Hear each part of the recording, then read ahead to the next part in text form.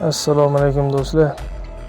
Qaysi millat loqayd bo'lsa, bo'shashsa, ojizlik qiladigan bo'lsa, pastdagi videoda ko'rganinglardek Armanistonning kuni boshiga tushadi.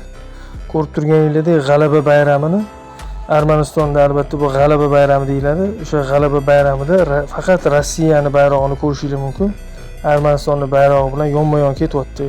Hech qanaqa SSR bayrog'i ham yo'q. Agar o'sha to'g'ri SSR bayrog'i bo'lgan desanglar, o'zi asl maqsadligini ruslar mana shu joyda ko'rsatib qo'yishgan.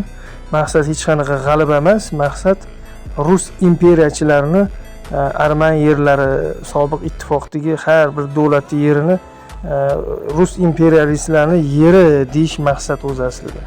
O'zbekistondagi xotira va qadrlash bayramida ham videolarda ko'rishingiz mumkin.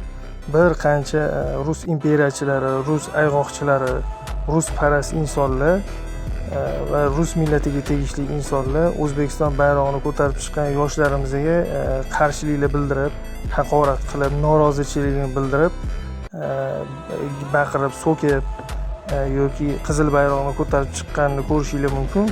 Albatta ularga bu O'zbekistonning bayrog'ini ko'tarib chiqqan yoshlar umuman yoqqani yo'q. Yoqmasligini ham o'zligi bildirishyapti.